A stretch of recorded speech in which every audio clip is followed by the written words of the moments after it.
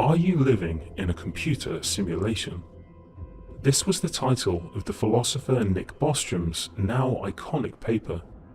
Published in 2003, Bostrom's ideas sent shockwaves through the academic world, through popular culture, and even religion. His paper suggested that more than a remote and whimsical prospect, there is a serious possibility that we and our entire reality are the simulation of an advanced civilization. Bostrom's paper proved so compelling that in 2016, a New Yorker article reported that many in Silicon Valley had become obsessed with the idea, and that two unnamed billionaires had secretly employed teams of scientists to attempt to break out of the simulation. Technology magnate Elon Musk has also been public about his personal fascination with this idea, including his conviction that the probability that we are living in base reality is 1 in billions. So why have prominent individuals, scientists and philosophers taken seriously this seemingly bizarre possibility? Is it true? And what might it mean? With the use of ever more powerful and sophisticated computers, over the last 50 years, humans have created ever more realistic virtual worlds. As far as anyone can presently tell, there is nothing which stands in the way of these simulated realities continuing to improve forever. Many now foresee a time when these virtual worlds will become so realistic that unless we had direct knowledge, it may be impossible for us to tell the difference between virtual worlds and base reality. This raises the unsettling question: how do we know that we don't already live in a simulation? Could this have already happened? Could we be living in what Bostrom calls an ancestor simulation, a creation of an advanced civilization designed for the purposes of studying its own past? In truth, advanced civilizations may have countless reasons to run such simulations, and would likely create astronomical numbers of them.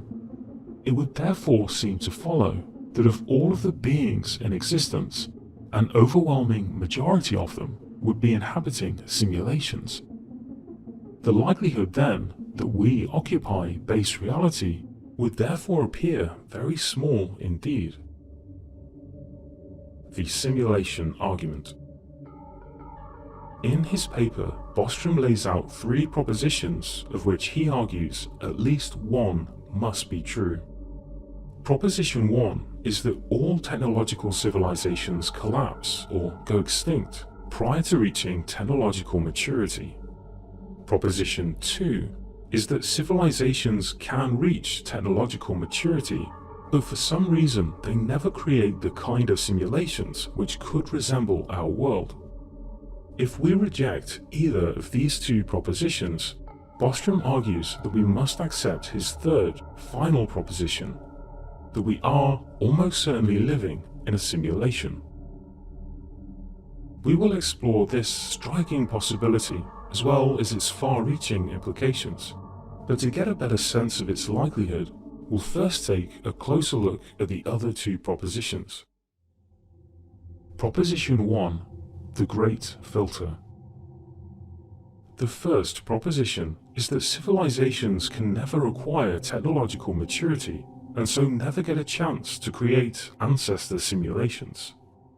Initially, this suggestion seems unlikely.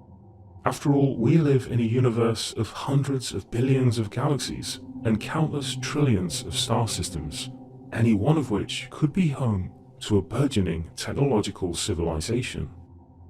What then could prevent any and all civilizations from advancing to this level of technological maturity? At the outset, the idea that any and all civilizations fail to achieve technological maturity seems grossly pessimistic. So why entertain this possibility? One proposed answer is that there simply are no other intelligent civilizations in the universe.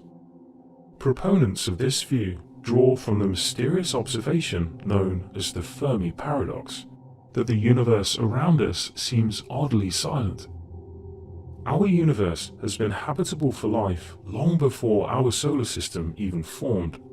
It would seem that more than enough time has elapsed in the universe for advanced intelligent civilizations to become an obvious presence in our galaxy. And yet we see no signs of burgeoning Type 3 civilizations or their galactic megastructures, the evidence of which, presumably, would be blazoned across our skies. So what explains this eerie silence? One proposed answer is that there are evolutionary stages between inert matter and advanced intelligent life that are so astronomically rare that they prevent all or nearly all life from ascending beyond it. Such stages have been called great filters.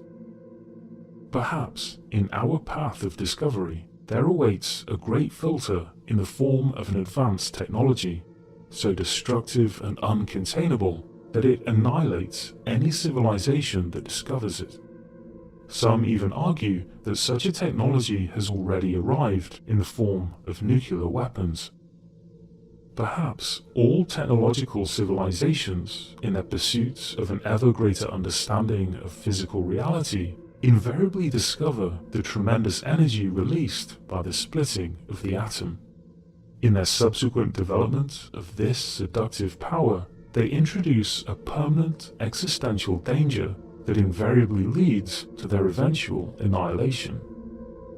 If it is true that this or some other technology poses an assured existential catastrophe, then ancestor simulations might never come into existence.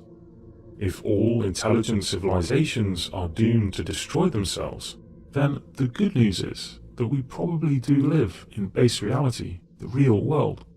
The bad news, however, is that we're probably not far off from destroying ourselves. But a great filter could also exist behind us, perhaps in the very genesis of life itself. One candidate is the initial forming of reproductive molecules, the RNA, which serves as the basis of all biological life on Earth. It has been suggested that as a result of random molecular collisions, the formation of RNA could be astronomically unlikely, in which case intelligent technological civilizations could be so rare that we could conceivably be the only one in existence. To many, including myself, this is an astonishing claim, and we are right to be skeptical. After all, the Great Filter hypothesis was informed by the Fermi paradox, and yet many believe that the Fermi paradox is ultimately misleading. Evidence of other civilizations could be far subtler than we first imagine. Consider that if intelligent life evolves just once in every 10 million galaxies, there would still be thousands of advanced civilizations utterly undetectable by us, yet any number of which could be creating countless simulations. Maybe our descendants will build a matryoshka brain, a stellar megastructure that surrounds the sun and uses its energy to create immense computational power. Such structures could conceivably run astronomical numbers of simulations, and yet a matryoshka brain could be all but invisible to its galactic neighbors. The universe, while very ancient from our perspective, is in fact at an extremely early stage in its overall habitability for life. At some 14 billion years old, the universe will remain habitable for much, much longer. Some stars will live for trillions of years, many times the current age of the universe. There will also be many generations of such long-lived stars. Given that intelligent life has emerged at least once at this very early moment in the universe's existence, there would therefore seem a good chance of other civilizations emerging in its vast future.